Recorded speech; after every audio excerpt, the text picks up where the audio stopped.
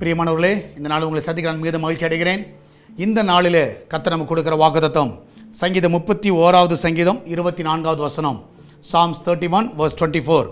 கர்த்தருக்கு காத்திருக்கிறவர்களே, நீங்கள் எல்லாரும் திடமனதாக இருங்கள், அவர் உங்கள் இருதயத்தை ஸ்திரப்படுத்துவார். நீங்கள் எல்லாரும் திடமனதாக இருங்க.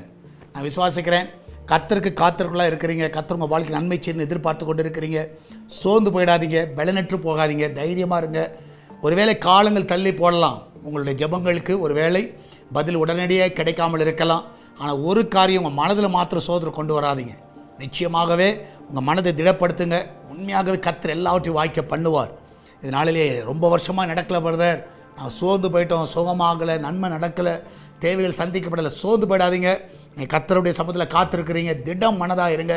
கர்த்தர் நிச்சயமாகவே உங்கள் இதயத்தை ஸ்திரப்படுத்தி எல்லா காரியத்தையும் வாய்க்க பண்ணுவார். நம்மளால் ஜெபிக்கலாமா? நன்றி ஆண்டவரே, இந்த அருமையான வேலைக்காய் சோத்திருக்கிறோம். இதனால் உங்களுடைய கர்மங்களை அற்புதமாய் தாங்கட்டும், வழி நடத்துங்கப்பா. வேலைக்கு செல்லுகிற பிள்ளைகள், வீட்டில் இருக்கிற பிள்ளைகள், படிக்கிற பிள்ளைகள், ஆண்டவரே கர்த்தா, வெளிநாட்டில் இருக்கிற பிள்ளைகள், வயதானவர்கள், சிறு பிள்ளைகள், வாலிபர்கள் எல்லாருடைய கருத்தில் வைக்கிறப்பா. யாரெல்லாம் ஆண்டவரே 2 நாளாக வெயிட் பண்ணிட்டு இருந்திருக்கலாம், இந்த காரியம் நடக்கலை, இந்த திருமண காரியங்கள், இந்த கடன் பிரச்சனைகள், இந்த வேலை காரியங்கள், நிறைய தடைகள் அந்த பிள்ளைகள் பல ஆண்டுகளாய் பார்த்து கொண்டிருக்கலாம். வீடு கட்டுகிற காரியங்கள், வீடு கட்டி பாதியில் நிற்கிற காரியங்கள், ஆண்டு நிறைய காரியங்கள், வெளிநாடு செல்ல இருக்கிற தடைகள், விசாக்காக எதிர்பார்த்து கொண்டிருக்கிறார்கள், சோர்ந்து போய் உட்கார்ந்துருக்கலாம். ஆண்டவரே, இந்த நாளில் உம்முடைய பிள்ளைகள் காத்திருக்கிற பிள்ளைகளுக்கு அந்த இருதயத்தை நீங்கள் ஸ்திரப்படுத்துங்க, திடம் மனதாக இருக்கட்டும். ஆண்டவரே, நீர் நிச்சயமாகவே எங்கள் ஜெபங்களுக்கு பதில் கொடுக்கிறவராக இருக்கிறீர். இந்த நாளில் அந்த பிள்ளைகள் எல்லா காரியங்களுக்கும் தாவே காத்திருக்கிற எல்லா காரியங்களுக்கும் பதில் கிடைப்பதாக வழிகள் எல்லாம் திறந்து கொடுக்க வேணுமா ஜெபிக்கிறேன். ஆண்டவரே, கிச்சன் பகுதியை ஆசீர்வதிங்க. அதில் அப்பத்தி தண்ணீர் எண்ணெயை மாவை நிறைவாக நடத்துங்கப்பா. அதில் ஒரு குறைவு இருக்கக்கூடாது. அவங்க பிள்ளைகளை பாதுகாத்துக் கொள்ளுங்க.